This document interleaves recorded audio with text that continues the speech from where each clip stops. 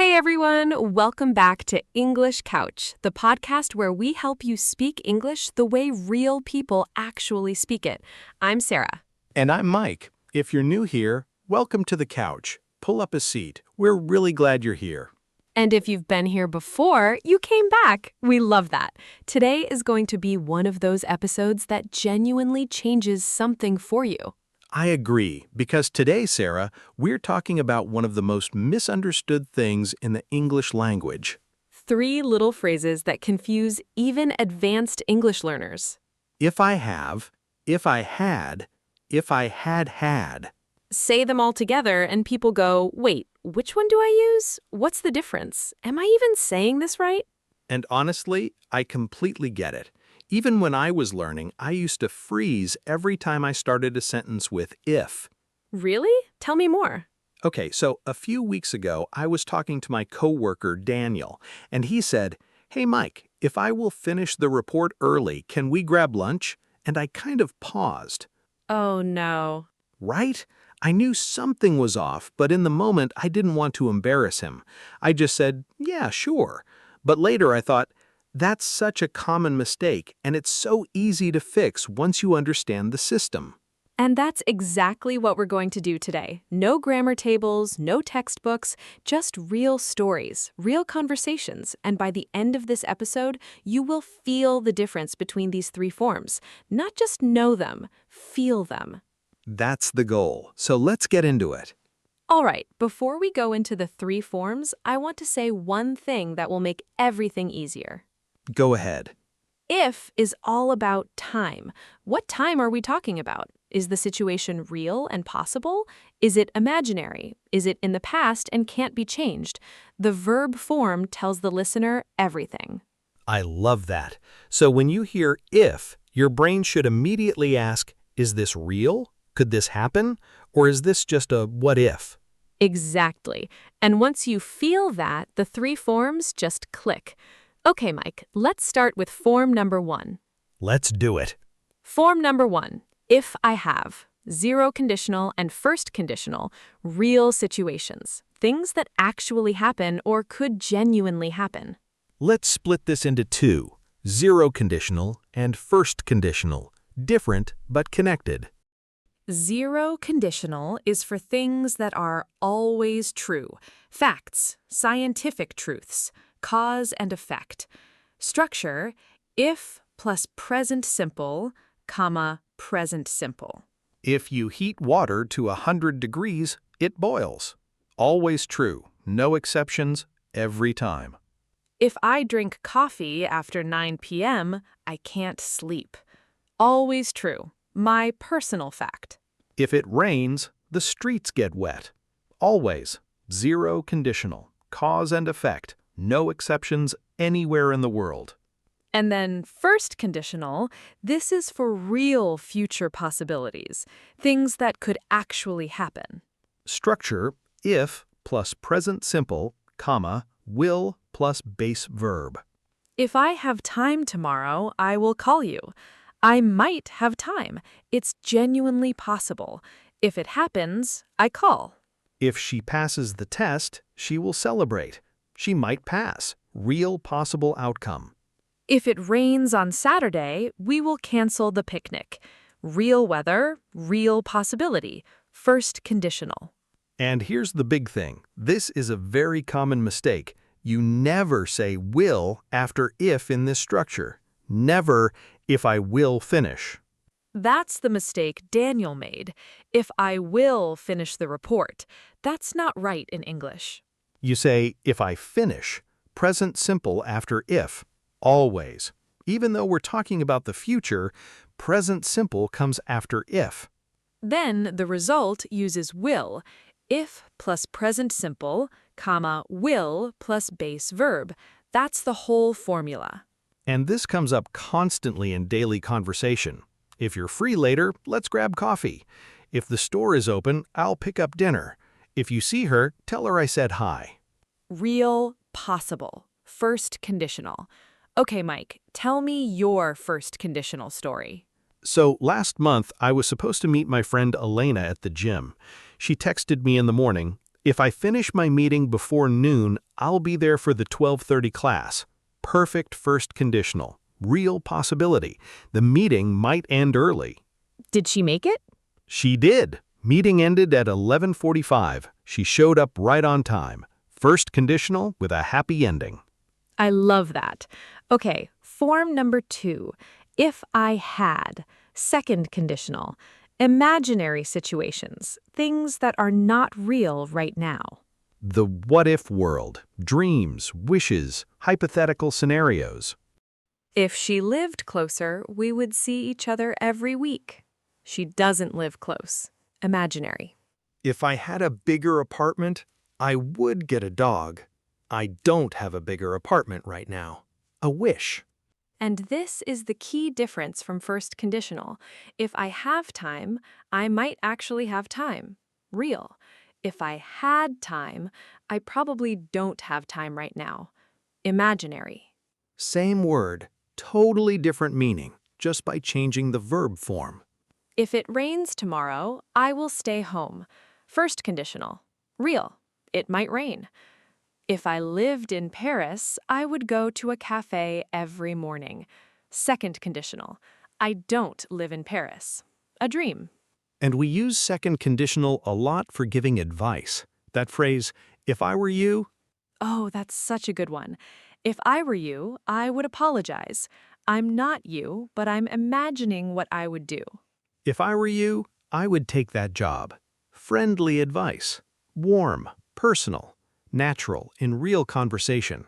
Technically, in formal or written English, we say were, if I were.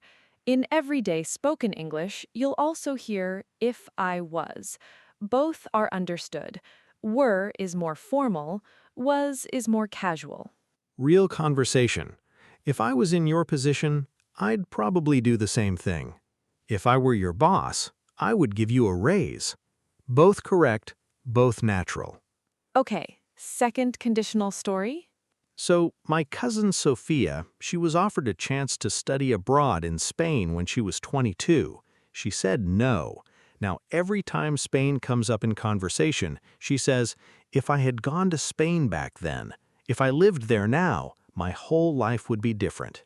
That's actually second and third conditional in the same thought. Exactly. If I lived there now, second conditional, she doesn't live there, imaginary present, and if I had gone, third conditional, that's form number 3. Which brings us right there. Form number 3. If I had had.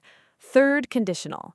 This is the one that makes people stop and say, wait, why are there 2 hads? And once you understand it, it makes perfect sense. This form is all about the past, things that happened or didn't happen and can't be changed. Regrets. Looking back, what could have been? Structure, if plus past perfect, comma, would have plus past participle. And the past perfect is had plus past participle. If I had studied, if she had known, if we had left. And when the verb is have, if I had had more time, that second had is the past participle of have. That's where the double had comes from. If I had had. If plus had plus had. Past perfect of have. Logical, just looks a little surprising at first. If I had studied harder, I would have passed. I didn't study hard, I didn't pass. The past is done, but I'm imagining what could have been. If she had told me earlier, I would have helped her. She didn't tell me, I didn't help. Past, finished. If we had left 30 minutes earlier, we would have made the flight. We didn't leave early, we missed the flight. Can't change it now, but what if we had? And this is where regret lives, in the third conditional. That quiet feeling of, I wonder what my life would have looked like. Wistful. Wistful, not dramatic, not heartbroken, just quietly wondering. If I had taken that internship, I would have gained different experience. If we had met 5 years earlier, who knows what would have happened? These sentences carry real feeling, and they all come from one clear grammar structure. All right, let's put all three side by side. Same topic. Road trip. If I have enough gas this weekend, I will drive to the mountains. First conditional, real, possible, could happen. If I had a better car, I would drive cross-country. Second conditional. I don't have a better car right now. Imaginary. A wish. If I had planned ahead last summer, I would have taken that road trip. Past. Last summer is done. I didn't plan, I didn't go. But what if I had? Three sentences, one topic, three completely different realities. And the verb forms do all the work. If plus present simple, first conditional, real future. If plus past simple, second conditional, imaginary present. If plus past perfect, past regret. Three formulas, clear, simple, natural. Now let's hear them all in one real conversation. Okay, here we go. Two friends, call them Lily and James, having a late evening conversation. Lily. James, do you ever think about alternate versions of your life? James, all the time. What's on your mind? Lily. I've been thinking if I had taken that job offer 3 years ago, my whole life would have been different. James, do you regret saying no? Lily. Sometimes. If I had gone, I'd have been in a different city, different friends, different everything. James, but you wouldn't have met us. Lily. That's the thing. I can't decide if I regret it. It's just interesting to think about. James, I understand. I think about my old job sometimes. If I had stayed there, I would never have started my own business. Lily. Was it scary to leave? James, terrifying. But if I've learned one thing, it's that fear is never a good enough reason to stay still. I like that. By the way, there's a new opening at work. I'm thinking about applying. You should. If I apply, I might actually get it. And if I get it, everything changes. That's first conditional thinking. You already believe it's possible. You and your grammar. If I were you, I'd apply today. And there they are, all three conditionals in one natural conversation.